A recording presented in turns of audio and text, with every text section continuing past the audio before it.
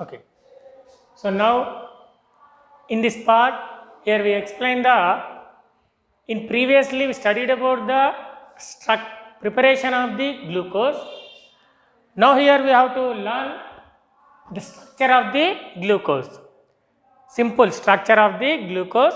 Here the structure of the glucose can be studied by using some chemical proofs. So first we have to know the molecular formula for glucose is C6H12O6. So the chemical formula nothing but the molecular formula for glucose is C6H12O6. C6H12O6. So here this glucose when it is react with the acetic anhydride,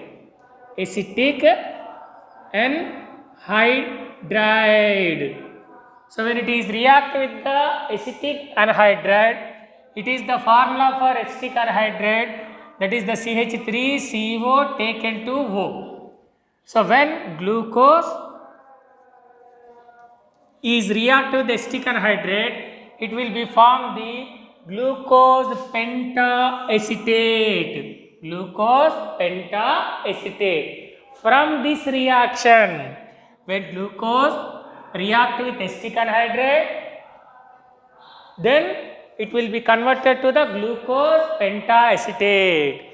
So from this reaction, it is clearly observed that in glucose, the alcohol functional group will be present. Alcohol functional group means OH functional group is present in the glucose.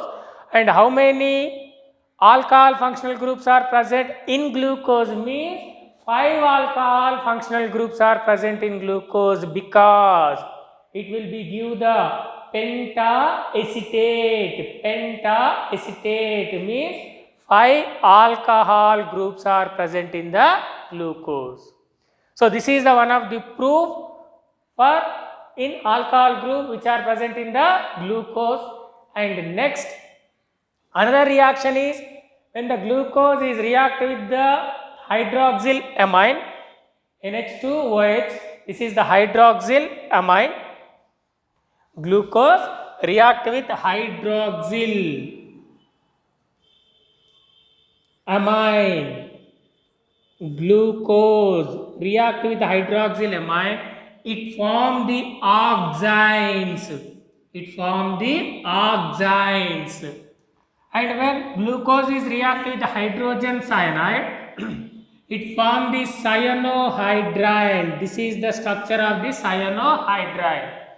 Okay student, glucose react with the hydroxyl amine, form the oxides. When the glucose react with the hydrogen cyanide, form the cyanohydrine. Due to these two reaction, in glucose the carbonyl group is present. Carbonyl group is present on the glucose. Okay student, what is that? When glucose is react with the hydroxyl amine, it give the oxides. And when it is react with the hydrogen cyanide, it will be give the cyanohydrine. Due to this reactions, in glucose, the carbonyl functional group will be present. Carbonyl functional group will be present. First, when it is react with the acetic anhydride, it give the pentaacetate. Due to that reaction, 5 OH alcohol functional groups are present in glucose. And then glucose react with the hydroxyl amine and hydrogen cyanide, it give the oxides and cyanohydrines. Due to that, in glucose the carbonyl group is present. Next another reaction is when glucose is react with the mild oxidant reagent. What is that? Mild means weak oxidizing reagent like a bromine water. It gives the gluconic acid. This is the structure of the gluconic acid. COOH, CH2OH taken for CH2OH. When glucose react with the mild oxidant reagent, that is the bromine water, it gives the gluconic acid. From that, it is clearly Observe, in carbonyl group, the aldehyde functional group is present. Aldehyde functional group is present in glucose. Okay, student? Aldehyde functional group is present in glucose. It can be confirmed when glucose is react with the bromine water like a mild oxidant.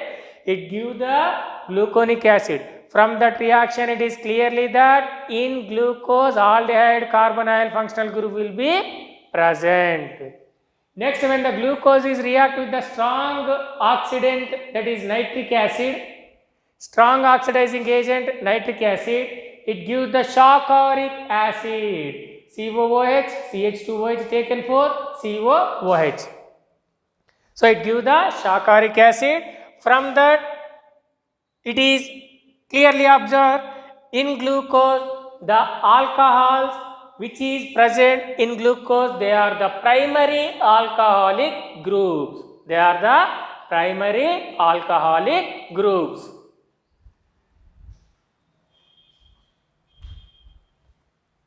They are the primary alcoholic group. So when glucose react with the mild oxidant bromine water, it gives the gluconic acid. Due to this reaction, the aldehyde functional group carbonyl aldehyde functional group is present in the glucose. When it is react with the strong oxidant like a nitric acid, it gives the shocoric acid. Due to this reaction in glucose, alcohol, which type of alcohol? Primary alcoholic group will be conformed.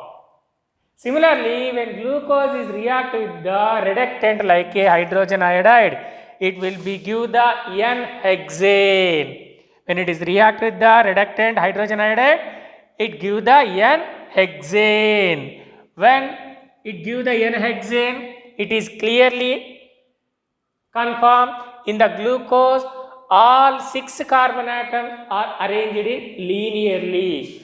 All 6 carbons are arranged linearly. So this is the confirmation test for the structure of the glucose.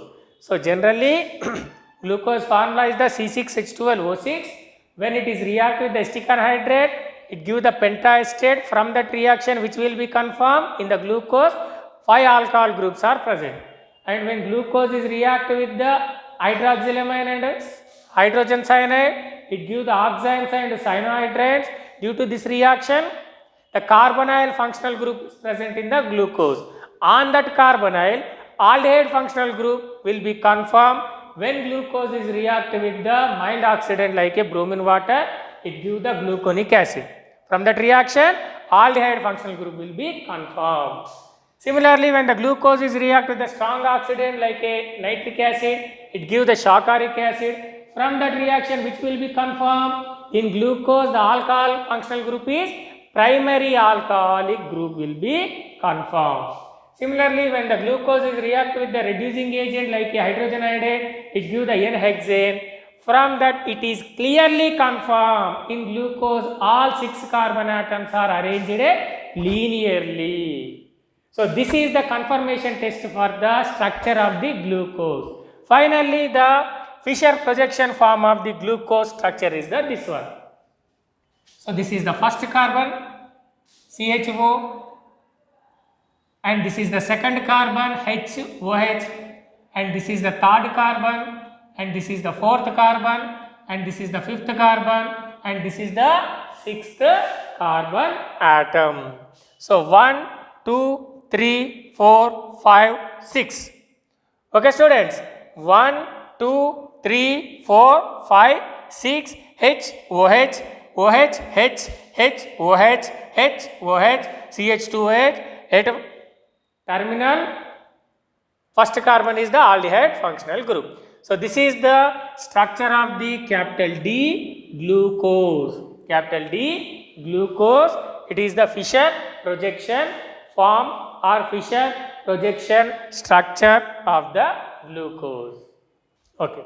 So this is the structure of the glucose. So for example, here we should write the D glucose. What is the meaning of this capital D? So that can be explained later. So for example, here we studied the structure of the glucose, Fischer projection form of the glucose structure, that is the D-glucose. And for example, here epimers. So what is the meaning of the epimers? Epimers means the two structures which is different in their configuration, which is different in this configuration, that will be called as a epimers. For example, D-glucose. So this is the structure of the D-glucose. This is the first carbon CHO, and this is the carbon atom, second carbon atom. Here H, here OH, here next carbon atom, and here CHO. This is the second carbon atom. And this is the third carbon atom. Here at third carbon atom, H right side, OH left side for viewer. And this is the fourth carbon atom, OH right side, H left side. And this is the fifth, and this is the sixth. Already we have to know this is the D-glucose. And the D-mannose. So chemical formula of the mannose is also same. That is, what is that? C6H12O6. Chemical formula of mannose and glucose both are the same, but difference at that configuration. Let us. This is the first carbon, this is the second, this is the third, fourth, fifth, sixth. So when we observe the second carbon of mannose and second carbon of glucose, students clearly observe. In the second carbon of glucose, OH is present on right side, H is present on left side for viewer. Second carbon of the mannose structure, H is present on the right side and OH group is present on the left side. Remaining all group atoms HOH will be same. That means here configuration of second carbon can be different for glucose and mannose.